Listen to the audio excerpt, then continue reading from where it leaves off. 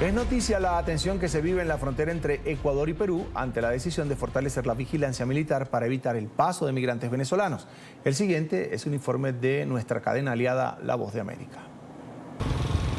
Así lució la ciudad de Huaquillas, localizada en la frontera entre Ecuador y Perú en las últimas horas.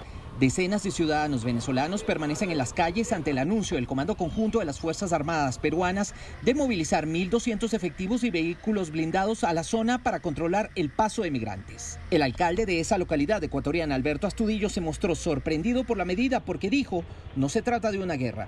Sin embargo, recalcó que la masiva presencia de venezolanos crea un problema social, por lo que demandó acciones urgentes. Esto hace que nosotros hagamos un llamado a la Cancillería, al Estado ecuatoriano, a fin de que busquemos la manera de un corredor humanitario para que se regresen a Colombia, para que puedan regresar a Venezuela. El exdirector de la Policía Nacional del Perú, Eduardo Pérez, afirmó a La Voz de América que la decisión de enviar tropas a la frontera binacional para controlar es acertada, ya que su país no puede ofrecer oportunidades laborales a todos y existen organizaciones criminales que se aprovechan de los migrantes. Son bandas criminales, por si acaso, que están extorsionando a estos venezolanos con el ofrecimiento de que acaban de conseguir trabajo y, lógicamente, tener una vida mejor. La Asociación Civil Venezuela en Ecuador se muestra preocupada. Hay niños, niñas, adolescentes, adultos mayores que están en esa situación, pero es muy preocupante el cómo están tomando las acciones. El ministro de Defensa ecuatoriano, durante un recorrido por la frontera binacional, constató las secuelas que deja la detección de más de 30 pasos clandestinos. Allí señaló que resulta difícil desplazar personal militar a toda la línea de frontera, pero afirmó que se realizará. Es por ello que Amnistía Internacional le pidió al gobierno de Francisco Sagasti retirar a los militares de la frontera con Ecuador. Según la organización, este despliegue pone en peligro los derechos humanos de los refugiados y migrantes venezolanos. Recordemos que Perú es el país que alberga a más venezolanos después de Colombia, con más de 1 millón de migrantes desde el 2016, según Naciones Unidas. Por 1 millón de dosis con inmovilidad vehicular para el nivel de alerta. Quiero saludar a esta hora a Marina Navarro, es la directora de Amnistía Internacional Perú. Ahí está en pantalla. Señora Navarro, buena tarde, gracias por atendernos. Bienvenida a NTN 24. Muy buenas tardes, Carlos, y buenas tardes a todos quienes nos están escuchando. Se hace esta petición al gobierno de Perú para que retire a los elementos de las Fuerzas Armadas, a los soldados, a los militares de la zona de frontera con Ecuador, porque se dice que allí hay un peligro de violación de derechos humanos hacia los migrantes. ¿Cuál es la situación real de estos venezolanos? Sí, nos ha preocupado mucho ver este despliegue militar en la frontera, porque lo que hemos visto una y otra vez es que los militares no están preparados y no tienen las herramientas para hacer un control migratorio. No olvidemos que estas personas han huido de Venezuela por las violaciones masivas de derechos humanos que hay, que están en una situación de extrema vulnerabilidad. Hay muchos niños, muchas niñas, mujeres gestantes, personas mayores, y como hemos podido ver en los últimos días, realmente los militares no están preparados para eso. Incluso han disparado al aire en presencia de niños y niñas de muy corta edad, y esto puede realmente llegar a traer muchos problemas. A esto se le une que además Perú desde hace muchos meses que no está permitiendo la solicitud de personas refugiadas. Entonces, si algún refugiado o refugiada quisiera de una manera regular poder entrar en Perú, como se lo exige, ¿no?, el derecho internacional de los derechos humanos al Perú, no podría hacer la solicitud porque se han cerrado absolutamente, tanto en la frontera como por internet, cualquier tipo de solicitud, ¿no? Entonces ahora lo que tenemos son muchas personas muy vulnerables que huyen de violaciones de derechos humanos, que están en la frontera, que está militarizada, que corren un grave peligro y que además está escaseando la ayuda humanitaria. Es decir, en cualquier momento un militar podría hacer uso desproporcionado de la fuerza para cumplir una orden civil, además, no militar. Eso es una de las mayores preocupaciones que tenemos, porque efectivamente es que realmente no están preparados los militares para esto. Los militares están preparados para un conflicto, no para hacer no para estar haciendo un control migratorio. Para eso debería de haber personal migratorio, controles migratorios especializados para ellos. Y además dar la opción de que se pueda hacer de una manera controlada y regular, porque también somos conscientes de que está toda la emergencia sanitaria, ¿no? Está aumentando en toda la región, definitivamente en Perú estamos en plena segunda ola y se tiene que hacer de una manera ordenada también para mantener la salud pública. Pero existen fórmulas para hacerlo, no se está estableciendo ningún mecanismo para que se puedan utilizar cuarentenas, para que pueda haber pruebas COVID, etcétera, ¿no? Existirían como muchas fórmulas de manera que se protejan a las personas, sobre todo solicitantes de refugio, y también que pudiera asegurar, ¿no?, que se respeta las medidas de salud pública impuestas por el gobierno.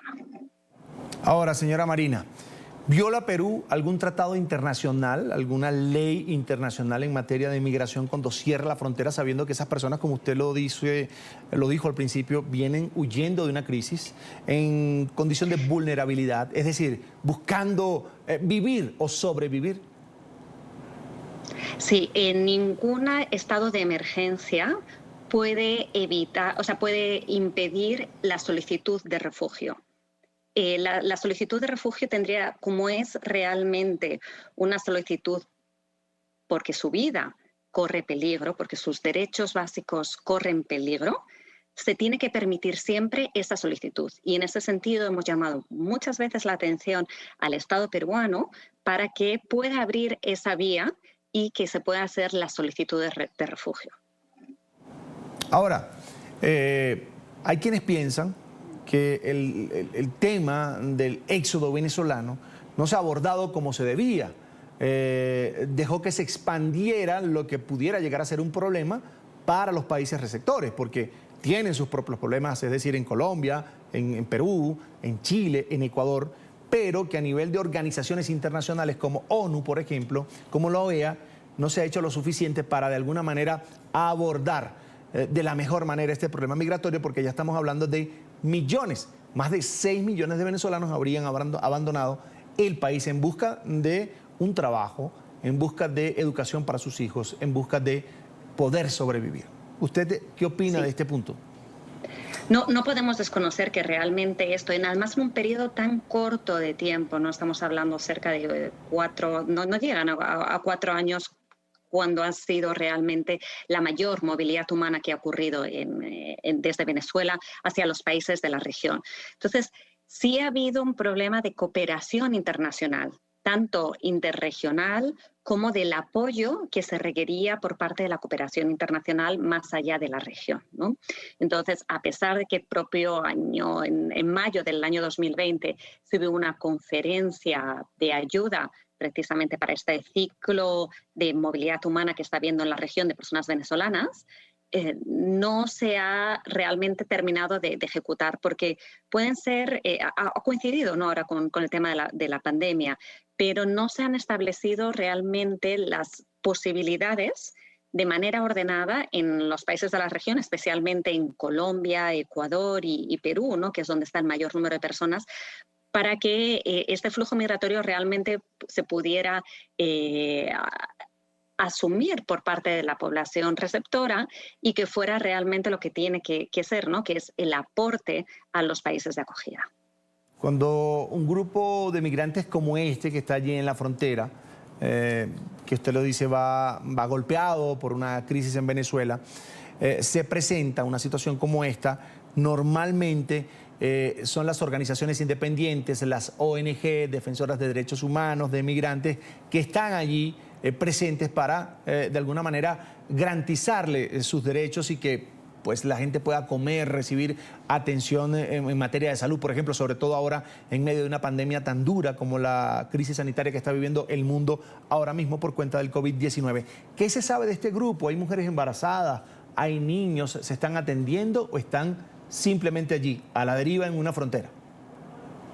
Sabemos que se están entregando algunos kits humanitarios, pero la situación está muy compleja, ¿no? Precisamente lo está poniendo más complejo esta militarización, porque es mucho más fácil entregar la ayuda humanitaria cuando existe un orden, ¿no?, y alguna opción para estar de manera regular en alguno de los dos países, ¿no? Entonces, ahí sería mucho más ordenado.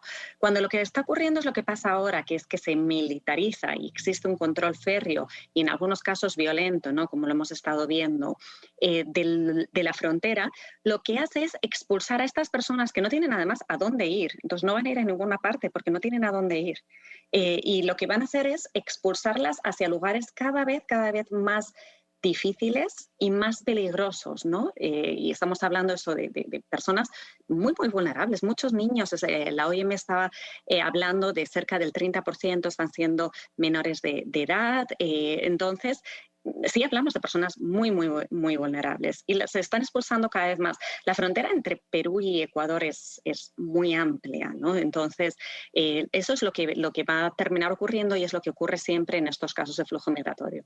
Lo que pone que las organizaciones de ayuda humanitaria lo tengan cada vez más difícil el poder ofrecer esta ayuda a las personas. Entonces, en vez de hacerlo de una manera regular, ¿no? Ordenada, que es lo que todo el mundo querría, esta situación lo que lleva es más bien a situaciones muy extremas y expulsar a personas muy vulnerables hacia un riesgo realmente extremo. Señora Marina, y con esto finalizo, ¿no les preocupa, por ejemplo, a ustedes en Amnistía Internacional que este tipo de políticas de rechazo a los migrantes venezolanos, que se está haciendo cada día más frecuente en los países de la región, le dé paso a mafias de tráfico humano en las fronteras de este lado del mundo, como por ejemplo las que se viven o las que se ven en la frontera entre México y Estados Unidos? Ya las empezamos a ver, definitivamente la frontera entre Perú y Ecuador ya se empiezan a ver, ¿no? Se empiezan a ver cómo se les termina pues engañando, cómo empieza a haber estas mafias, ¿no? Para, en teoría, ayudarles a cruzar la frontera de una manera muy regular, que además puede llegar a ser muy peligrosa, ¿no? Por eso sí hacemos este llamado a los estados para que permitan que se pueda hacer de una manera ordenada, para que permitan que se pueda hacer de una manera regular, porque va a ocurrir de todas maneras.